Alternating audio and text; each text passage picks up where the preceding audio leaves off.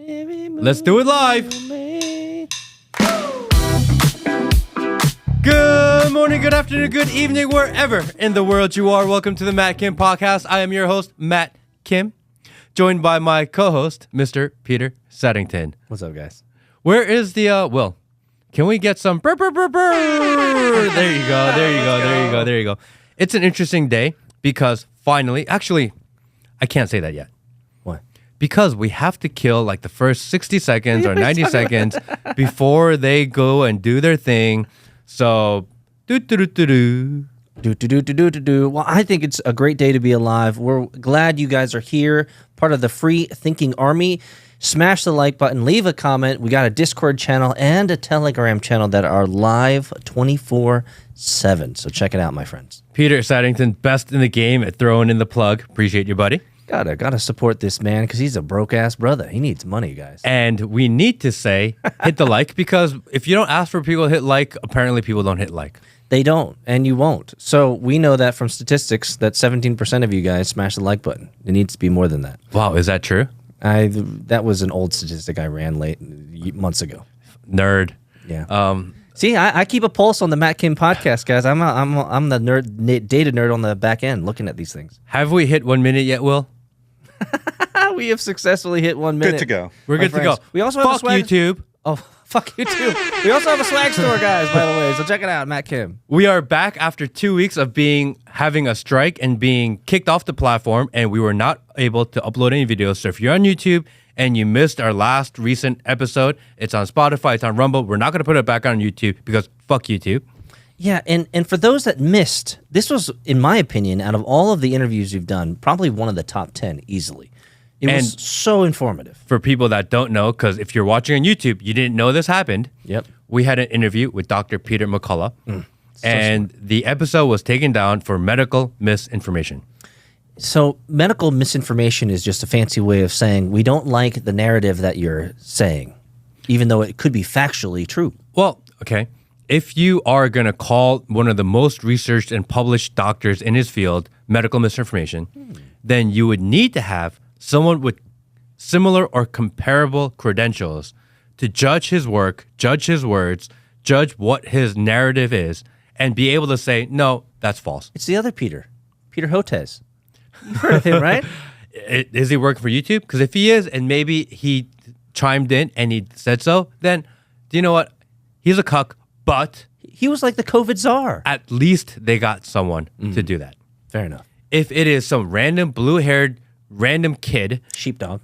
saying that Dr. Peter McCullough is misinformation, then fuck you. Because how can you make that determination if you're not as accomplished and researched as him? It's an odd equation, that's for sure. It shouldn't be legal because he is a medical doctor. Something like 700 citations, 17 papers written on the effects of COVID and the vaccine. And to say that someone like him, who is literally the most qualified person in the world to talk about this topic, to say that this guy is medical misinformation, who's making that decision? And it in some kind of sick way, it actually validates that you're doing the right thing because you're interviewing the people that clearly the powers that be at YouTube will say, enough's enough, we can't have this guy. So if anything, it's kind of a vindication that you're talking to the right people. And if you missed the interview, it is still on Rumble, it is still on X, and it is still on Spotify because they decided that they're not going to be authoritarian censors of our speech. Yes. So if you want to go check it out, definitely go check it out. If you are interested in anything that he says, definitely go check out the link within those. We have a promo code that saves you, 10% or 15%, something like this on whatever supplements you decide to buy. I've been feeding it to my family, something that we've decided we're going to do because, again, these spike proteins are bad for you, according to the most researched doctor in the world on this topic. And I kind of believe him. Yeah, so you would say that some of the stuff that you're trying out as an experiment for sure is working out for you and your family? How do you even know? I guess it's the long-term effects, I suppose. I'm just going to take his word for it because, again, the most researched doctor in this field. But I think you also have to extend it because he was also deeply researched before the COVID thing came Correct. out. So, I mean, he has a long time history of qualified research that has been vetted, that has been replicated, which is the most important because so many scientific experiments these days cannot be replicated. They're just fake. So he has a huge history beyond that. But obviously he's most known during this COVID time period where he was one of the vanguard really saying, hey, we need to kind of like take a chill on this. We need to pump the brakes a little bit and see what this is all about. So he was certainly one of the first people trumpeting the alternative views and alternative narratives around COVID and lockdown. So I have a lot of respect for him. And if you are a CommieTube viewer and listener, CommieTube, is that what we're calling it now? Yeah. If you are a CommieTube viewer and listener and you're like, damn, we haven't seen you guys in a couple weeks, definitely come hang out on Rumble. That's where we've been spending more time, where we will continue to spend more time because we got a phone call from Rumble themselves, from the top of Rumble, saying that they will protect us, that they are going to help us grow, and that they are for our message of free thinking and questioning of narratives and the ability to have free speech. So if you're on CommieTube, definitely come check us out on Rumble. That reminds me of what I still call CNN, like Communist News Network, and CBS, Communist Broadcasting System. It's very, very similar. So I have to kind of put you out on blast here because you said that you volunteered the information that Rumble, the top brass from Rumble, has contacted you. So is there a contract also? No contract. Along with that, or they're just saying we're going to support you as best we can? No contract. However, we have their support. Okay. So anytime a platform reaches out directly and they said, when's the last time YouTube reached out? You can't even get a hold of anybody. Oh, no. There's so many layers of abstraction. There's so many layers of management. You'd never get to anybody at the top. I appealed our strike and instantly they're like, no, medical misinformation. I'm like, really? You reviewed it that quickly? Yeah. You watched the whole thing? You watched the whole thing. You took notes and you cross-referenced with comparable studies. Is that what you did before you decided that this is not medical misinformation? AI is the answer. They said, we ran AI on it. It's nice to have someone at the top Rumble. So props to Rumble brass. Thanks for doing the good work. Be nice to have protection like that from other platforms like TikTok, wouldn't it be? Interesting, because almost exactly 3 days after we got our strike on YouTube, and we've been talking about this on this channel, we've been talking about on the podcast, we've been talking on the live streams, that they are coming for us, that we are going to go through a full-on matrix attack, and we've said it. And I almost want to say it may be my fault for signaling it. We talk about things about manifestation of words and ideas, right? And I've said it over and over and over again that they're coming. Yes. And they came. Maybe you had a premonition. Maybe you were a soothsayer and fortune teller. Or maybe you just knew that the shit that you were talking about was abrasive. But it shouldn't be. It shouldn't be. It's just an exchange of ideas. I still believe we live in a First Amendment world. Is that true? Where we can say whatever we want. And what's great about the Second Amendment is we have guns to back it up. Well, fuck YouTube. If you have sensitive ears, you're gonna hear a lot of that today. No salt today, guys. I mean, we're just getting the YouTube reinstated today, and he's already putting them out on blast. So, 3 days ago, we got banned on TikTok. No explanation. It just happened. And I was actually at the golf course. I was in the car, and I said, I'm gonna open up my TikTok and just see what's going on in my TikTok world while I'm driving, because that's what irresponsible people do. He wasn't driving. He's in his Tesla. So the Tesla's driving him. He's just there being chauffeured around on his TikTok. Yeah. Drive, car. Drive, you slave. Not in my Tesla. My wife drives a Tesla. I opened it up, and instantly I get this message saying that you've been banned from this platform. Man. I was like, what the hell? Emotional. What a kick in the balls, bro. And then it said, if you want to appeal, click here. I'm driving. So I'm like, I will appeal and write my long statement when I get home. Of course. I get home and I open my TikTok. I open my TikTok back up. And as soon as I log in, actually, it doesn't let me log in. Oh. I just got kicked out of the system altogether. Oh, they logged you out, dude. They completely locked me out, and they would not let me have access to file an appeal. Oh, really? Which was bullshit. So I made a video saying I got kicked off of TikTok, and the people on TikTok that I had engaged with, they all kind of reposted, because I created a secondary account at Free Matt Kim, And they all reposted it. They all went on their pages and said, hey, if you're looking for Matt, he got banned. Here's his new account. And I think I picked up 4,000 or 5,000 followers in one day. Wow. That was 100% community effort. So if you're part of that, thank you so much. I appreciate the love, the support, all of it. A day later, we get a call, a mysterious message. Ooh. And they said, did you really get banned off TikTok? I can't tell you who it was.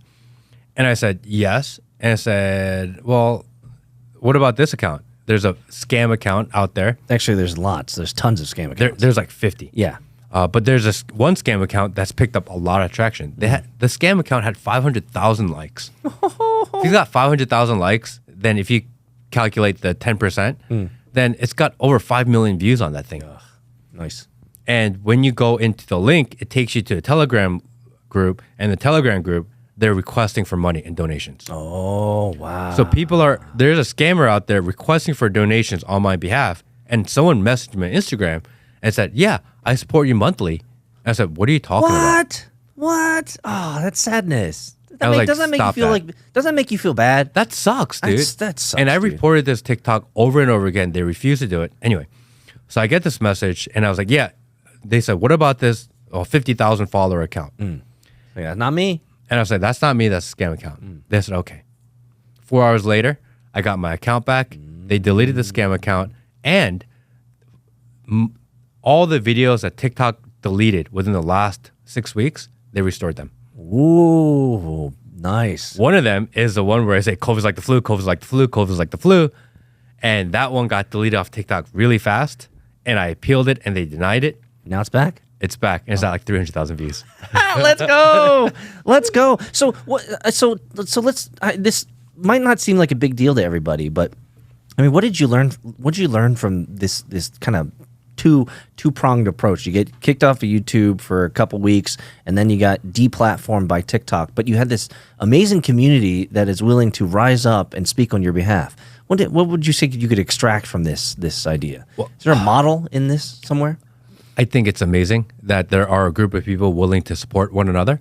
I think it's important. I think it's something that we need to expand on, and we'll get into it. But I believe it's an idea that if one person goes down, there should be a community effort to get them back on. Because the people that are getting banned off of platforms are the people that are making a difference. If you don't make a difference and all you do is regurgitate left-wing or right-wing talking points, they actually don't touch you.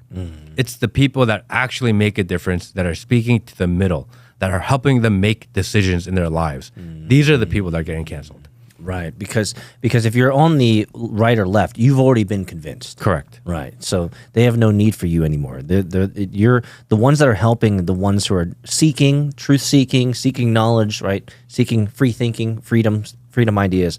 That's where the troublemakers are. So you're a troublemaker. Apparently. Clearly.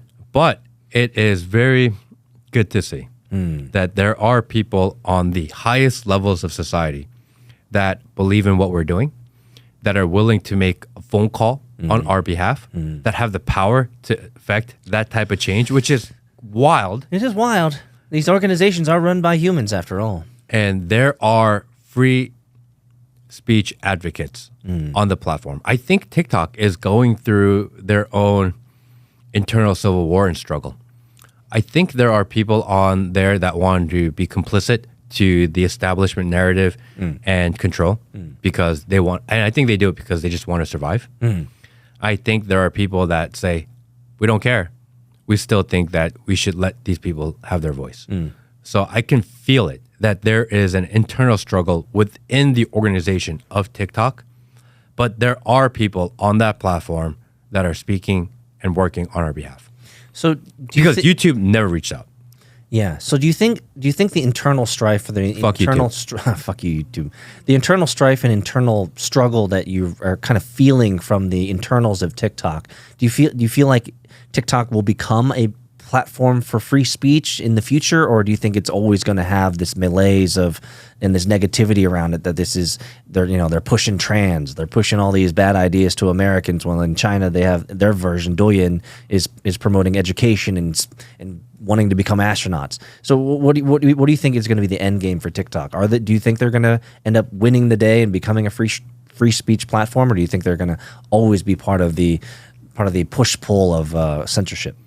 I think that TikTok doesn't care what you say or do as a corporation. I think that they are told to remove certain people.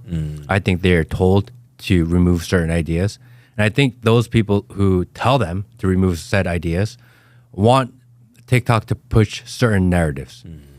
I think they are complicit because they have to be, because they have to survive here. I did a little bit of research into the ownership of TikTok. And actually, China and ByteDance only owns 5% of TikTok.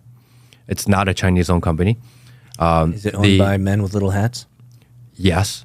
The 5% of TikTok is owned by ByteDance as an original investor / starter. A few of the other founders and executive leadership own something like 10%. The employees of TikTok own 20%. And then 60% is owned by outside institutional money. Yes. And that outside like BlackRock and Walmart and Susquehanna. So most of TikTok is owned by institutional money. So if we were to follow that general line, then if it's 60%, let's just say majority shares owned by these large private equity firms, investment funds, these types of things, then TikTok would follow the same vein of the narrative that these types of big organizations want to push, which is destroy America, weaken population through social media. Am I wrong? Except one of their biggest sides is a conservative. One of their funds is a conservative fund. Oh, really? Hence, you have their civil war. So that's the infighting. The infighting is coming from that ideology, the difference of ideology. My guess. I am. This is totally just guessing at this point. Fair enough. There's an inkling in me, Matt, that believes that TikTok's not going to survive the long game. I think they have, number one, the best technology. They have the best algorithm. They have the highest chance of discoverability of any platform. So, and the other tech companies can't figure it out. Well, let me tell you why. I feel like, Matt, that there's an inkling of, at least I have an inkling in my soul, which believes that Instagram is not going to succeed. And the reason is TikTok's not going to succeed.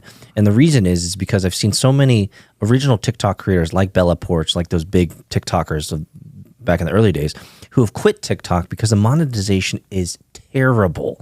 I've watched YouTube videos around how bad the monetization is. And so I feel like because the monetization is, they haven't figured it out. There's been this pretty significant exodus of large players moving over to YouTube because the monetization is better.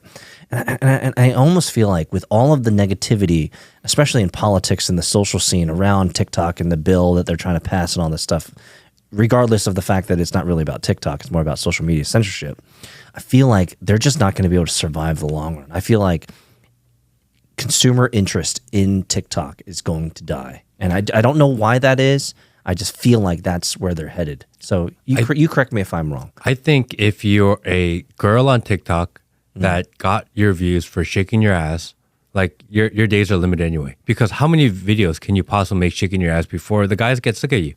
Well, right? And frankly, most of these websites these days, like Twitch, like TikTok, like Instagram, are just feeder portals to OnlyFans anyway. So I think those girls have their days limited, and AI is replicating what they do. I don't know. There's always going to be a 20-year-old guy who's willing to watch. Yeah, but even then, their attention spans are so short that you see one girl shake her ass, and then maybe you watch her every day for 3 months, and then you're like, oh, wait, I like this girl. She's hotter. And then you go to somebody else. So I think those people, they're limited anyway. I don't think they're indicative of the platform. I think TikTok has been doing a huge push to get people to be on each video longer. So their push is towards longer over 1 minute videos. Yeah. And they do really well. So I think that's different. Their live streaming platform is by far the best. Yeah. It's better than Twitch. It's better than significantly better than YouTube, better than X, better than Rumble, better than Instagram. Like TikTok is in a league of its own as far as live streaming. Well, they're leveraging all of their learnings from the Douyin and the Chinese version, where they sell hundreds of millions of product per day. Yeah. Through integration and through engagement, right, through their live streams. So they've certainly figured that out. I really wonder though. I really wonder if TikTok is going to continue to see success in America, or whether it's. Well, I think it's to say that if they're going to see success in America is a loaded phrase, because they're an American company. They're 60% owned by American firms, and their servers are in Texas. So they're actually kind of an American company. I wonder. I just wonder. Short form content isn't going anywhere. I think it's going to continue to be the highlight of how people consume content. Yeah. But man, I don't know. There's something in my boots, Matt, that feels like TikTok's not going to survive in the long run. But I don't know who would replace them, because I don't use Instagram anymore, because Instagram's just trash. I don't use Threads or Facebook or anything like that. LinkedIn's not meant for that. Twitter is not really, or X is not really that. And YouTube Shorts is not really taking off. From what I've heard, I feel like they've stopped pushing that as much as they used to. I mean, YouTube Shorts, you can't do over a minute on YouTube Shorts, so that's really short form content. They pay something like 6 cents CPM, while a TikTok, if you do over a minute, pays between $1.20 and $2. Oh, is that right? So they pay 200 times what YouTube pays for their short form content. All right. Well, maybe I'm wrong. I think it's people that can't figure out it. If you're a girl that dances and shakes her ass for TikTok, no one's gonna watch you shake your ass for a minute. Speaking of the AI stuff, dude, like the shit that I'm engaged in, the stuff that I'm experimenting with, I have this, and you can call me on it, that's fine in the future, but I truly believe we're gonna live in a future where these young aged influencers shaking their asses on TikTok, they're just going to be AI. Yeah, I agree. I think and it's such a better deal for a consumer. Instead of paying $5 or whatever they pay per month to see this real person on OnlyFans, they can have a digital avatar that is just as beautiful and as real image-wise in video, and they can actually tell them to do stuff like do this position or do this thing, and you'll have that ability in the future. So I truly believe that we in AI, thanks to AI, we are going to truly move, Matt, to a degen society where the people who are willing to pay for OnlyFans in the future for real people, the future is they're going to be paying for AI bots. Well, and it's just going to be a smorgasbord of optionality, right? You can't tell a live person to go suck a toe, but you can. Well, they do. They do, because there's some degens like that. But if you have your own, toe. Yeah, that's someone's going to clip that shit. But the degens in the future just be like, go suck this gorilla's toe, and it'll do it. I mean, think about it from the advertiser standpoint. You can either advertise with a girl who shakes her ass, who's going to complain, who's going to work a few days a week, who is going to take vacations, who's going to have an issue with maybe the product or whatever else. Yeah, you can either do and charge ridiculous amounts of money, and you have to deal with the attitude and everything that comes with, or you could hire an AI bot that has zero complaint, works 24/7, exactly, and has zero pushback. Zero pushback. If you're an advertiser, why would you go with the real person? Of course, because all you need is an AI bot with a prompt, and the prompt, you're paying for access to the prompt, and in the prompt you can say, go suck a gorilla's toe, or go jump, go bungee jumping naked. Like, you can do this shit. You could do it now. Yeah. And so in the future, the amount of options and features and functions that these sites are going to have, like if you're a super progressive, no moral, no ethic engineer in AI, this is what you need to be doing. I think anyone that runs a compilation page that takes other people's content, I think they're going to be obsolete soon. Oh, yeah. Anyone that aggregates content, I think they're going to be done, because it's something that AI can replicate really fast. They just don't do it because it's not as lucrative yet. Yep. But as the girl market gets saturated, which eventually it will, then they'll bleed over into other things like these aggregate pages. So if you make your money by promoting other people's ideas, you're going to be obsolete, for sure. I think the real value is people who are thought leaders, that have original thought of their own. That's something that AI cannot generate. I think it will take those people and those ideas and amplify it even more. Oh man, you just brought up a question in my gut here, Matt, about thought leadership. Like, you have a large global community. And I know that there's definitely certain areas of your history, your experience, where you could provide thought leadership. But I'm not going to project any of my ideas or assumptions on you. So my question is Peter is always leading into something. I'm just curious to see where this goes. What type of thought leadership would you, the viewer of the Matt Kim Freethinker podcast and Freethinker Army, what would you like to hear from Matt in terms of thought leadership? Because I know the man, and he's got some areas of expertise. So, Matt, what would you be willing to share? That is my question. Because you are more than just a guy who asks questions to bestie friends like Tucker and like, Andrew Tate and hanging out with these big wigs. Like, you're more than just asking questions and seeking knowledge and truth. I feel like this is something we touched on last week, and if you're on ComedyTube, you missed it. He's not salty, guys. He's not salty at all. Fuck YouTube. But it's something that we kind of discussed in depth last week, which is the idea of purpose and why are we doing what we're doing. And I think one of the questions that we had at the end was, can we even make a difference? Yes. And I feel like over my last week of recording the episode, that's all I've been thinking about. Well, yeah. Purpose, guidance. If I can pause for just a second and add a little bit of preamble. The Matt Kim podcast is going through not an existential crisis, but the Matt Kim podcast is going through a period of deep introspection. And what I mean by deep introspection is, if I may, Matt, share this publicly, is that the deeper down the rabbit hole that you go, the more of the sludge you're seeing, the more of the backdoor dealing you're seeing, the more of the malfeasance you get to see, the more of the game you get to see. And if I may say, part of being able to see behind that veil has been depressing. It's been disappointing.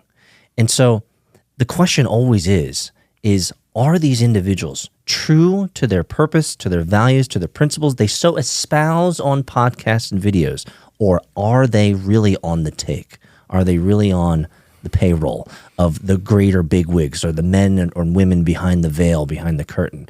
And it's not an existential crisis. It's a moment of introspection, because there's an opportunity, and I'm just going to speak plainly. You can cut it off if you want later, but there's an opportunity for the Matt Kim podcast to sell out and to make exorbitant amounts of money. And frankly, because you've seen behind the veil, you know the methods and means in which people are able to take from the man, be on the payroll, and never let their audience know otherwise. Correct. And so this is not a moment of moral clarity for Matt Kim and the Matt Kim podcast, but rather a moment of introspection of saying, like, what are we going to need to do to help this program, this vision, this podcast grow, this community of like-minded free thinkers grow, and how do we do it best without selling out and selling our souls? And so that's where I feel, I'm sharing this freely with the audience here, but that's where you've been kind of on this spiritual journey over the last couple of weeks or so. Is that a fair assessment of sorts? Is that a fair context to put in front of our audience? I think that's the best way to put it. Spiritual journey of introspection. Yeah. Trying to figure out purpose, trying to find direction, trying to find guidance. Somehow we've been blessed with this huge opportunity to be able to speak to the world. And what are we going to do with that? We can either, I've been categorizing people into two groups online. People online into two groups. Either you're a content creator, which actually you make content for yourself, for money, power, greed, influence, whatever it may be. But you make content for selfish reasons. You don't care. It's all about, you're really entertainment. And then there is the minority few. There's not a lot out there. I've looked, I've dug, I've had conversations. There's a very small minority few that are thought leaders that make content and put their words and ideas out into the world for the benefit of others. And if we wanted to say, hey, we're going to become an entertainment platform, it'd be extremely easy to do. We could make a lot of money doing it. I would say within 2 months, we would be making $500,000 to $1 million a year. That's not a very little amount. That's a lot of money that would cover all of our expense and living where we could do this full time, enjoy our life, and not really have to deal with any backlash, not have to deal with any. Because once you're in the entertainment machine for working for yourself and taking orders for the people from the people in charge, your life gets really cushed. It gets cush, and it becomes a machine, right? It just becomes something that's easy to do. And I think, if I may say, from your perspective, I think you've seen, again, behind the veil, and you've seen some people who are on the take, and it's just like, it's let's just put it this way: it is easy to slide into that type of business decision of saying, you know what, the best way to keep this thing going is just become an entertainment machine. And you pick a lane. Yep. You don't veer too far off the narrative, whichever narrative you choose. Right. You can choose your narrative, right, but you just can't veer off it. Yep. Then CommieTube will promote you. Yeah. The other platforms that have also sold out will promote you. Yeah. They will collaborate with you. They will share their audience with you because you're in the take too. Yeah, because you're in the category of acceptable material to listen and promote. But if you want to make an impact on the world, if you want to potentially change the direction of society, if your concerns about society are real and not just political, you are on a lonely island. Yes. So speaking on that, I just have to ask the question, because I like listening to these ideas that you have. And the first question that came up was just from your last comment is if you're searching for the deeper and greater purpose to this, and you definitely don't want to sell out your morals, your ethics, your values, and the, let's just say, first principles in which got you here to where you are today. What do you think needs to happen in terms of the content creators like yourself? What is there an organization that needs to happen? Is there a networking that needs to happen? Is there a program or system that needs to happen? What would enable and help these truly what you call thought leaders that are fraction of a percent of the entertainers out there? What do they need to do to help survive the onslaught of censorship in today's economy? So glad you asked. Not like I set you up to ask, but thank you for asking.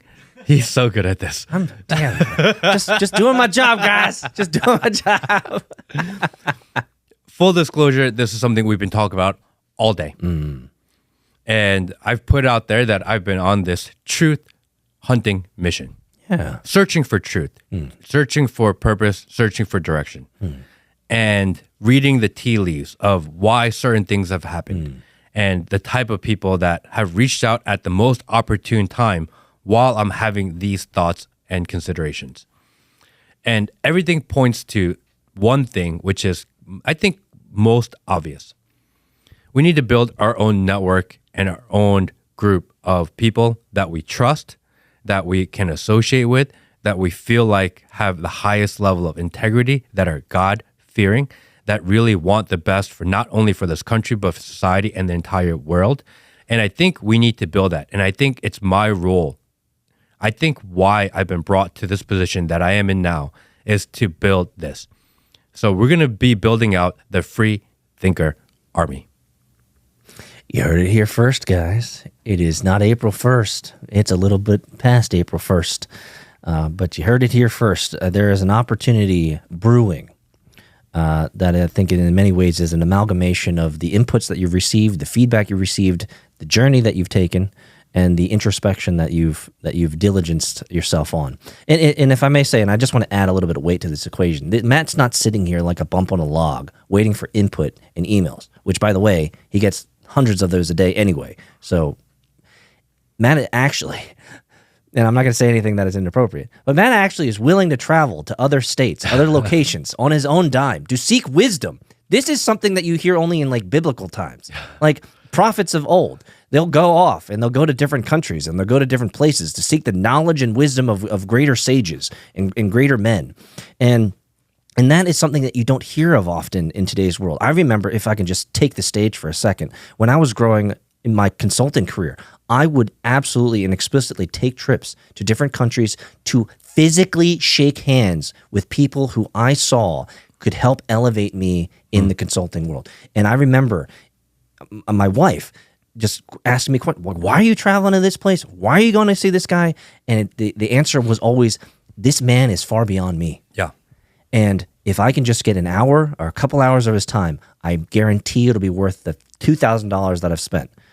And you've done that as well. And Yes. so I don't want people to think that we're just making shit up here. Like, the man has actually been on a spiritual journey. He's traveled outside of his comfort zone to meet men of industry, of power, and of wisdom, and of influence, to actually question these men about these deep-seated questions that you're considering deeply for this podcast. So, and I think that needs to be written down and vocalized on record in this podcast, that this is the journey that you're taking. This is if I could summarize it in one sentence, like, this is some serious shit that you're considering. Fair enough? Yes. I think the road that we're considering is a dangerous road. Oh, brother, say less. We are talking about organization.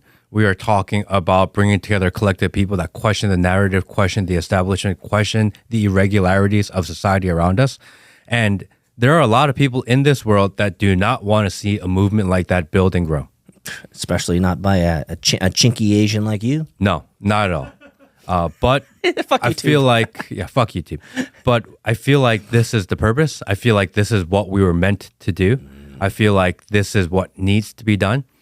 And that's what we're going to do. We're going to build out the free thinker army. It's going to be a collective of people that not only question, it's going to be online independent voices that have reach, have influence, so that, number one, we can protect one another, help one another grow, help one another get back online when and if and when the bans do come.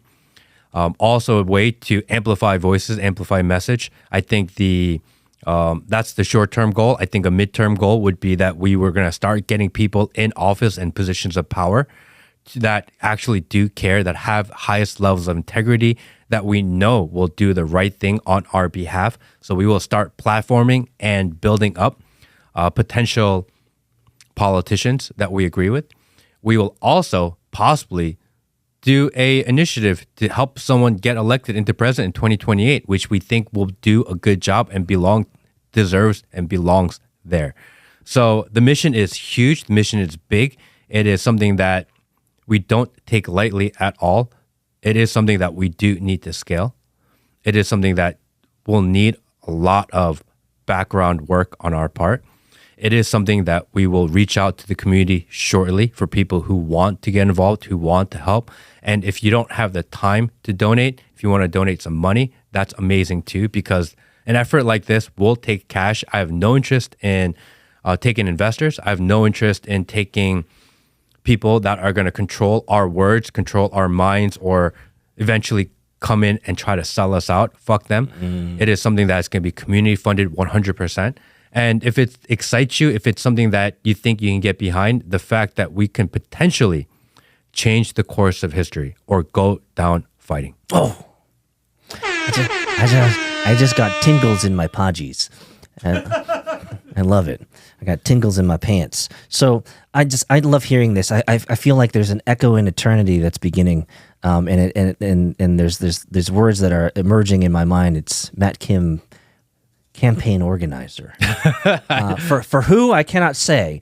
But I just have to read this because I really enjoyed today's podcast, Matt. I love the questions and the answers to the questions that I had. But I do want to also add this to the podcast because this is I think this is germane and it's contextually relevant. Matt Kim, 23 hours ago on Matt Kim's X, so you want to go follow him over there. He's got 111,000 followers over there. He said this from 1 Peter 3:13-17, starting at verse 13. Who is going to harm you if you are eager to do good? But even if you should suffer for what is right, you are blessed. Do not fear their threats. Do not be frightened. But in your hearts, revere Christ as Lord. Always be prepared to give an answer to everyone who asks you and give the reason for the hope that you have. But do this with gentleness and respect, keeping a clear conscience, so that those who speak maliciously against your good behavior in Christ may be ashamed of their slander. For it is better, if it is God's will, to suffer for doing good, than for doing evil. Give us your thoughts on why this was such a salient quote from 1 Peter to quote on your X, which goes out to hundreds of thousands, millions of people. It's the very first time that I've tweeted out, X'd out, posted out. It's the very first time I posted a Bible verse. And that's why I'm bringing it up. And again, I think it goes back to the idea that the more I think about why is this happening? Why do we have the platform that we have? Why have we been around the type of people that we have? Why have we been given access to so many things that it's not supposed to happen? Again, you said this before, it's statistical anomaly. Yes. This is not supposed to happen. We are just these random guys from the corner of Georgia. I am not supposed to be meeting the president. I am not supposed to be meeting people like Tucker Carlson and Andrew Tate. I am not supposed to be interviewing people like Dr. Peter McCullough. These are not supposed to happen. Nope. It's not. It's just not. Not in this timeline. I would dare you to find anyone that something like this has happened. This is the timeline that's not supposed to happen in the multiplicity of multi-universes. When you start a podcast or you decide that you're going to start speaking online, you have goals, you have reach goals, you have stretch goals, and you have the goals that you call impossible goals. This motherfucker had no goals. We are hitting goals and milestones that we did not even know we could have.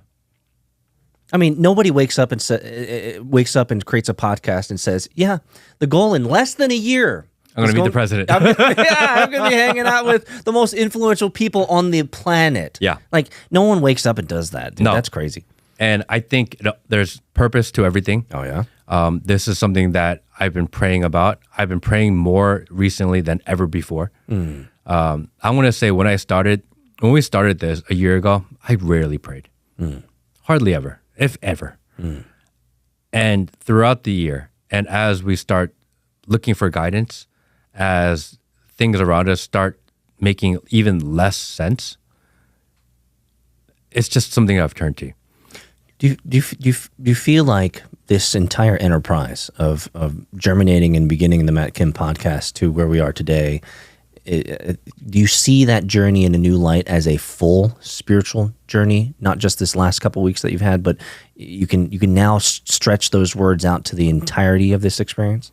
Yeah, I think when we started, it was, like starting a podcast is the modern day male version of we should open a bar. Fair enough. Right? We all thought about that at one time. Bro, you and I like to drink. We're good at this shit. Yeah, we should open our own bar. Oh, totally. And then in recent years, people sit around the bar and goes, damn, our conversation was really funny. I wish someone recorded that. We could do a podcast. Yeah. We should do a podcast. Exactly. That's how most people start. Exactly. Which is why The reality is just the two guys sitting in the bar still. Yeah. No one's listening. No one's listening. And then I think at some point I decided that I do what I do because I wanted to be a model for my daughter. We've had this conversation before. Absolutely. I want my daughter to grow up as someone that questions, that doesn't believe the narrative, that sees, that is a rational thinker, a logical thinker, that is not feared to say what she thinks and believes. Yeah. And if I want her to live like that, I need to live like that. And I think that was kind of the first iteration and first big momentous change. Since that moment, I think as it grows and as I get inbound from other people, I realize that's not even it anymore. It's bigger than that. Tell me more. The number one, I get people come up and say hi to me in the street or at a mall or airport or whatever. It happens not all the time, but dude, really I frequently. get motherfuckers going to me like, "Oh, you know Matt Kim." Every month I'm traveling, someone's like, "Oh man, you know Matt Kim." It's like, bro, if I'm getting inbound, trust me, you're getting it. Don't downplay it. Everybody knows that. And the most common thing, I'm gonna say 9 out of 10 people that come up to me, they all say the same thing, which is not what you expect. They all say, "Thank you for what you do." And every time I hear that, I'm like, what do I do? What am I doing again? What am I doing? I don't feel like I'm deliberately doing anything. What does that even mean? I think if I could quickly translate it, you have spoken into the gray, into the darkness. You've spoken into the unknown, and you've spoken hard words and asked tough questions that people have in the back of their mind, but maybe aren't courageous enough to say. And so I think in a lot of ways, I think a lot of people could say that they live vicariously through you, and that you're willing to go against the grain, clearly as evidenced by the last couple weeks, be deplatformed, censored, which we've experienced throughout the year. Fuck YouTube. Right, and you're willing to fight that fight when most people would give up. And I think a lot of people, and when I go through my DMs, a lot of people say, thank you for saying what I'm thinking. Yeah. Thank you for putting words in a rational, logical way that's easy to consume that maybe I wouldn't be able to do. Yeah. And I realized that it is not just for my own personal benefit, because in the beginning, it was I wanted to teach and be a model. Not teach, I wanted to be a model for my daughter. Now we are being models for society. It's bigger than that. Yeah. And so I don't think I think I can say it plainly that this is a God thing. Yes. That you are being led by emergent circumstances. You're taking the right approach. You're being discerning. You're praying about it. And I think God has a great anointing. He has a great purpose for you in this endeavor, in this project. What it's going to look like, I have no idea. But somehow, some way, at least in my life, I've found that many times God will pluck you out of obscurity for a purpose. And as we talked about during lunch before the podcast, you better gird up thy loins like a man, because when God demands of thee, you shall respond. And I think what you're doing right now is responding appropriately. So we will continue for good blessings on that. Because I tell you, so many people, and we can look back at the prophets of old, their initial response is no. No, Lord. Like, not me. Like, don't do this. Like, I had a good life. I think you might be at the precipice of deciding what the next stage of your life is going to be. Well, I think we know now. We have clarity. And I think that's really what I've been searching for the last 2 weeks, 3 weeks, is clarity. Clarity in vision, clarity in where I see this going, what I think we're supposed to do. I don't want to do what I want to do. I want to do what we're supposed to do. Yes, and for 3 easy payments of $39.95. And I think what we're supposed to do is start an army. And it's a very aggressive word. It's a word that some people may not like. Maybe it's a scary word to say that it's an army, but it's not a military army. There are various ways to describe what an army is. An army is a collective of people that have the same idea. Yeah.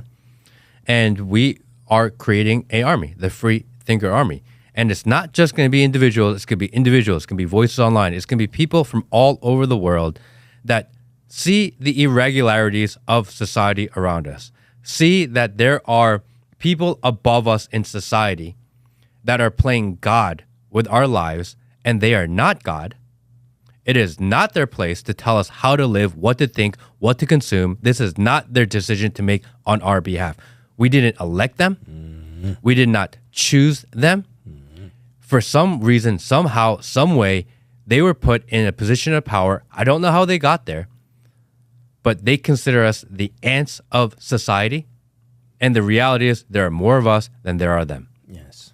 And these are the types of ideas that some people may not like. The technology companies may not like. These are the type of ideas that will get you platformed. These are the type of ideas that will get the lasers pointed at you. Apparently, lasers from the sky exist. Apparently. I've been seeing videos of people putting blue tarp on their houses these days. A lot more. So, I feel like I need a blue roof. Bro, you might be the only one. Dude, you might be the only one. Yeah, you should probably do it. But I love this because the clarity. Now, clarity doesn't mean that you know what you need to do. No. Clarity is more around a peace about the situation you're in and the future of where we're headed. And it's like, you know, for example, when a presidential campaign gets put together, the goal is become elected. Yes. How you get there, you can have all the plans you want in the world, but the plans are going to be emergent. And I think likewise, the Matt Kim podcast is been based on an experience and execution of emergence, which is we just roll with it. We take what we can. And I think you have been, let's just say, very responsible for the opportunities that the Lord has given you. And I think that is the right way to continue to go. I feel like we don't know what we're doing yet. We have, I'm going to put a timeline on it. We have a month to figure it out. And in that time, I think we're going to be working diligently in the background to put some sort of organization to what we need to do. I think that we have a purpose, and I think with a purpose-driven endeavor, the rest of it kind of figures itself out because you have an ultimate goal. And the ultimate goal is that we actually can, as a populace, as a community, as a people, we can actually make a difference. And I believe it. I believe it 100% in my heart. And I feel like we have the opportunity to be a part of something historic. Not U.S. historic, global historic. Be a part of something that may change the course of history, world history, forever. Oh, man. And if that's something you want to get involved in, definitely check us out on the Discord because we'll be making our announcements there. We're still trying to figure out where to call home base. We may build out something proprietary, or we may build out something, maybe a newer technology that we've been exploring and looking into. We'll go into that maybe in next episode. But we're going to find a place where we have a community that we can build, that we know are protected, that we know we will own our own data, that we have the ability to create monetization models and protections for ourselves. So we are in conversations, serious conversations with people that will help build that space, safe space for us. And it's working with people that we trust. Amen. I got nothing to add to that. Everything you say is true. I think it's going to be interesting. I think there are people that are going, bro, what does this even look like? I don't know. We don't know yet. I have some idea. So what we're going to do is, because at some point this has to turn into a business type of endeavor, right? It's what it is. Because there are costs involved. There are expenditures in place. Traveling costs money. Technology costs money. Servers and etc. cost money. We're going to need to start bringing maybe some editors and community managers and people that help. We're going to need a little bit of background work. The Freethinker Army is free to join. It's just not free to run. Correct. So Peter is going to take charge of that. We've discussed it. He said, I don't know, maybe he's going to take charge of that. So that's something that Peter is going to do. He is much more experienced in business than I am. He understands the business world much better than I do. He understands these types of high-level meetings better than I do. I just want to talk. I don't have any interest on the organizational, operational, business side of it. I just don't. I don't feel like that's my calling in life. I just don't. It almost sounds like a very Tucker-esque type of model. I mean, I think you have to know where you're strong and where you're weak. And engaging with people is probably something I'm strong in. Working with community is something that I enjoy to do. Getting in conversation with people, I don't know why, but somehow I find myself in them. As far as running a business and being organized and being numbers focused, it's definitely not my That's strong not the suit. best. Just to be blunt, it's just not the best use of your time. I'm just not good at it. I mean, even if I wanted to do it, I know where I'm weak. And so, Matt Kim and the Matt Kim Freethinker Army and the Matt Kim podcast needs your help. We will be calling on you invariably and inevitably. So we would love your support. We got a lot to go. This is 2024, baby. I'm just thinking out loud. I think we make a questionnaire form. If you want to get involved and you want to help, where is your competency? What would you like to get involved in? What's your experience in? So that we have an idea of what we have within our community that we can pull from. I like that idea. I think that's an interesting thought and idea. Discord. We'll put it up in the Discord. We'll start collecting email addresses. We'll do all the things that we're supposed to do, all the things I've been shying away from doing for the last year. I think now that we have purpose, I know why I'm collecting them. So we'll get into that.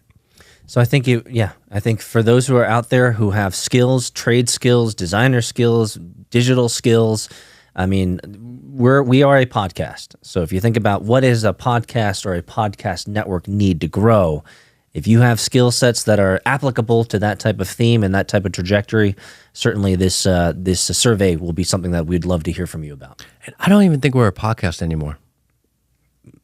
I think a podcast is one media form. Yeah. I think having a podcast is a part of what we do. I think the greater picture of what we do is much bigger than that. Maybe we should register ourselves as a political association. Well, it's something I've Like a considered. PAC. Do we want to register as maybe a nonprofit, 503c and a 504c? Maybe both, so that we can endorse candidates in the future, because one allows you to endorse candidates, one lets you take in money as a tax write-off. Yeah, that's so right, you kind of need both. Right. Something I've actually talked to my CPA about. Oh, really? About the idea of creating nonprofit so that we can raise money but take it as donation rather than investment, because I don't want investors. I think that's interesting. And if this is your area of competence, please let me know. Yeah, let us know, man. If this is something you're good at doing and you want to lend a helping hand to us ignoramuses, then yeah, for sure. Because again, the idea is not just to grow the podcast. I don't care about the podcast. I mean, I care, but I don't think it's the end goal. I just don't. No. This is a larger play, and I don't know if you guys are smelling what we're selling, but it's there are things that have been discussed between Matt and I that I'm absolutely blown away. I'm absolutely blown away. We are gonna mobilize, create a real movement, do a real pushback on the establishment society, the people in charge, and we're gonna start placing and helping place people that align with our values. Man, I feel like we're in. You ever see Peaky Blinders? Peaky fucking Blinders. I feel like we're the beginning of Peaky Blinders, because he went from ragtag all the way to the highest levels of politics. And it's weird. I mean, some people may be listening, going, "Bro, that sounds crazy." Well, I feel like the Blues Brothers. We're on a mission from God. Yeah, exactly. Well, not only that, but I mean, I was thinking about Steve Jobs. It's the ones who are crazy, right? The craziest ideas are sometimes the best. Yeah, it's the ones who are willing to be crazy and take those risks are the ones who change history. And I think from what you've said so far, Matt, it sounds like we are intent on changing history. We can make a difference. I believe it 100%. I really do believe that's why we are where we are. This is what we're supposed to do. And if you buy into it, if you believe in it, join the Free Thinker Army. If not, eat a dick. Thank you, everyone. See you next week.